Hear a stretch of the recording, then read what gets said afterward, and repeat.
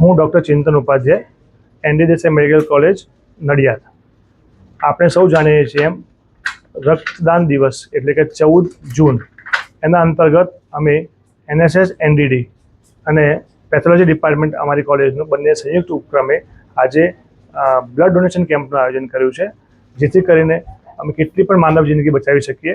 આપણે સૌ જાણીએ છીએ તેમ કે એક લોહીનું ટીપું કેટલું અમૂલ્ય છે અને આપણે બ્લડ ડોનેટ કરીએ તો કેટલા લોકોની જિંદગી બચી શકે એમ છે.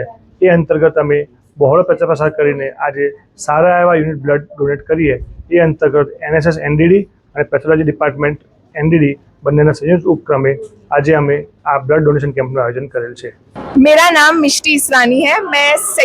हम लोग सेकेंड ईयर स्टूडेंट है एनडी देसाई के और हम एनएसएस के वॉलेंटियर हैं। आज इधर वर्ल्ड ब्लड डोनर डे है और हम रंगोली कंपटीशन और पेंटिंग कंपटीशन दोनों है। हमने रंगोली कंपटीशन में पार्ट लिया था। हमारी रंगोली ये बताती है कि कैसे एक ड्रॉप ब्लड डोनेट करने से किसी पेशेंट की जान बच सकती है। ये बहुत सिंपल ड्राइंग से भी हमें अवेयरनेस मिल सकती है कि कैसे हम किसी की जान बचा सकते हैं। अगर हम लोग ब्लड डोनेट करते हैं तो उससे हमें भी फायदा होता है कि हमारे अंदर नया खून बनता है और साथ साथ में एक परिवार की जान भी बच जाती है, एक परिवार का सदस्य बच सकता है। तो खून जरूर डोनेट करें।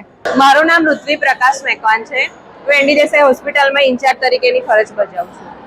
આજે વર્લ્ડ બ્લડ ડોનર ડે નિમિત્તે એનડી દેસાઈ હોસ્પિટલમાં કોમ્પિટિશન રાખવામાં આવેલું, રંગોલી કોમ્પિટિશન અને પોસ્ટર કોમ્પિટિશન। એમાં અમે બંનેમાં ભાગ લીધો હતો અને એનો એક હેતુ છે કે બધાને અવેરનેસ મળે કે આપણે બ્લડ ડોનેટ કેમ કરવું જોઈએ। બ્લડ ડોનેશનથી આપણી બોડીને બી ફાયદો થાય અને આપણે એક બ્લડ ડોનેટ કરીશું તો એનાથી 3 લાઈફ સેવ કરી શકીએ છીએ। તો બસ એ જ કહેવા માંગે છે કે બધા બ્લડ ડોનેટ કરે વધારેમાં વધારે, અને વધારામાં તમને કહી દઉં કે 18 થી 45 વર્ષની ઉંમર સુધી તમે બ્લડ ડોનેટ કરી શકો છો। એટલે અહીં આગળ આપણે HB બી ચેક કરી આપે છે, વજન ને બધું ચેક કરીને પછી જ બ્લડ ડોનેટ કરવામાં આવે છે। એટલે અહીં આગળ તમે આવો બધા અને બ્લડ ડોનેટ કરો એવી જ આશા રાખીએ। Thank you.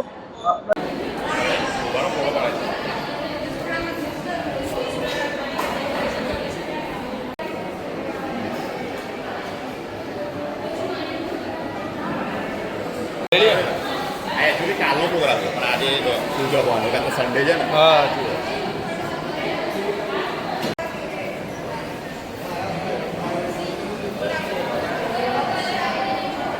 તને જરા આ બાજુ જો।